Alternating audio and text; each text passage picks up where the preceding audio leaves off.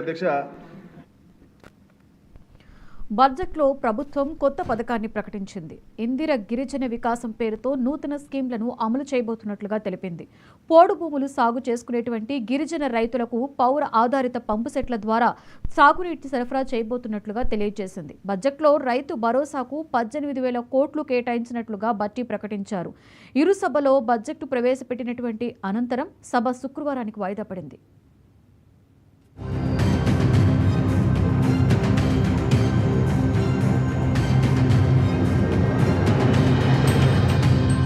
తెలంగాణ ప్రభుత్వం 2025-26 ఆర్థిక సంవత్సరానికి పూర్తిస్థాయి బడ్జెట్ ప్రవేశపెట్టింది.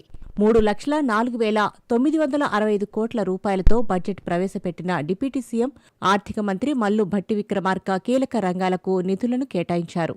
పంచాయతీరాజ్ శాఖకు 31,605 కోట్లు కేటాయించినట్లు భట్టి విక్రమార్క ప్రకటించారు. దీంతో పాటు ప్రభుత్వం వ్యవసాయ శాఖకు 24,439 కోట్లను కేటాయించినట్లు వెల్లడించారు. అంతేకాకుండా విద్యాశాఖకు 23,108 కోట్లు, మహిళా శిశు సంక్షేమ శాఖకు 2,862 కోట్లు, పశు సంవర్ధక శాఖకు 1,674 కోట్లు, పౌర సరఫరాల శాఖకు 5,734 కోట్లు, కార్మిక శాఖకు 900 కోట్లు కేటాయించింది. పట్టణాల్లో వరద సమస్యలు ఎదుర్కోవటానికి ప్రభుత్వం సమగ్ర నీటిపారుదల వ్యవస్థను అభివృద్ధి చేస్తుంది. హైదరాబాద్ లో వరద నీటిని నివారించేందుకు 5,942 కోట్ల రూపాయల వ్యయంతో సమగ్ర వరద నీరు పారుదల ప్రాజెక్ట్ ని మంజూరు చేయటం జరిగింది. రాష్ట్రంలో కొత్తగా ఏర్పాటు చేసిన పురపాలక సంఘాలు, పట్టణాభివృద్ధి సంస్థల్లో మౌలిక సదుపాయాల కల్పన మరియు అభివృద్ధి కొరకు 4,500 కోట్ల రూపాయలతో ప్రణాళిక సిద్ధం చేశాం.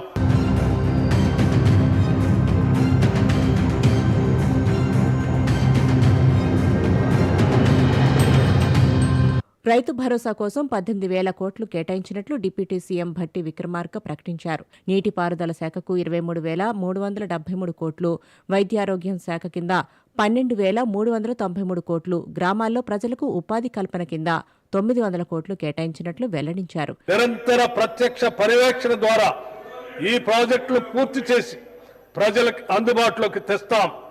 వీటిలో Musi river front development, metro rail విస్తరణ, రీజనల్ రింగ్ రోడ్డు నిర్మాణం, ఢిల్లీలో తెలంగాణ భవన్ నిర్మాణం, నూతన ఉస్మానియా ఆసుపత్రి భవన్ నిర్మాణం మరియు మాదక ద్రవ్యాల నిరోధక వ్యూహాల అమలు మొదలగు ప్రాజెక్టులు ఉన్నాయి.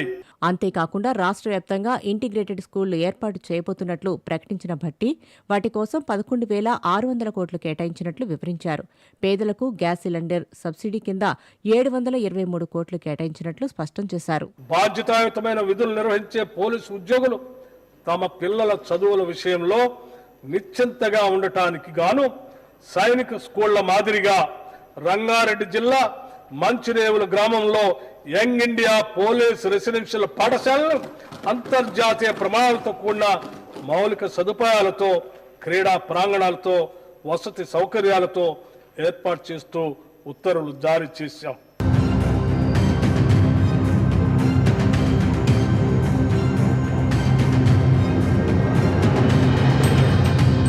అంతేకాకుండా ఎస్సీ సంక్షేమానికి 40,232 కోట్లు కేటాయించిన ప్రభుత్వం ఎస్టీ సంక్షేమం కోసం 17,169 కోట్లు కేటాయించింది.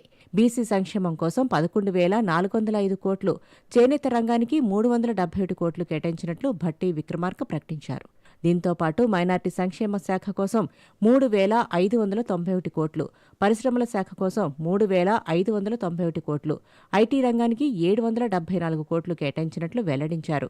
హైదరాబాద్ నగర అభివృద్ధికి తమ ప్రభుత్వం కట్టుబడి ఉందన్న భట్టి ఇందులో భాగంగా నగర పరిసర ప్రాంతాల్లో నిర్మించబోతున్న ఫ్యూచర్ సిటీ కోసం 100 కోట్లు కేటాయించినట్లు వివరించారు. 22,500 కోట్ల రూపాయల అంచనా వ్యయంతో ప్రతి నియోజకవర్గానికి కనీసం 3,500 చొప్పున మొత్తం 4,50,000 ఇళ్లను మంజూరు చేస్తాం. గత ప్రభుత్వం 10 ఏళ్ల పాటు నిరుపేదలకు డబుల్ బెడ్రూమ్ ఇళ్లను ఇస్తామని ఆశలు రేకెత్తించి చివరకు నిరాశా నిస్పృహలనే మిగిల్చింది. అసంపూర్తిగా నిలిచిపోయిన గృహాల్లో 34,545 నిర్మాణాలకు 305 కోట్ల 3 లక్షల రూపాయల నిధులను కేటాయించి వాటిని అందుబాటులోకి తెస్తున్నాము.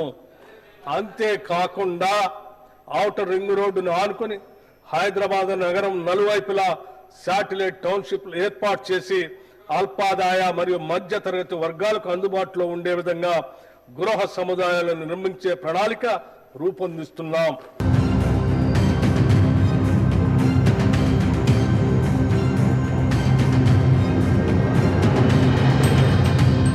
రాష్ట్రానికి భారీగా పెట్టుబడులు రాబోతున్నాయని ఆర్థిక మంత్రి వెల్లడించారు. ఇటీవల దావోస్ వెళ్లిన సీఎం బృందం దావోస్లో 1,78 కోట్ల పెట్టుబడులకు తెచ్చినట్లు గుర్తు చేశారు. ప్రతి నియోజకవర్గంలో ఒక యంగ్ ఇండియా స్కూల్ను ఏర్పాటు చేయబోతున్నట్లు ప్రకటించారు. ప్రజల హృదయాలు ప్రతిబింబించేలా మా ప్రభుత్వ విధానాలు రూపొందించబడ్డాయి. రైతులు, వ్యాపారవేత్తలు, విద్యార్థులు, మహిళలు, వృద్ధులు, దినసరి కూలీల నుండి ఐటీ నిపుణుల వరకు ప్రతి ఒక్కరిని మా అభివృద్ధి పథకాలు బలోపేతం చేస్తాయి.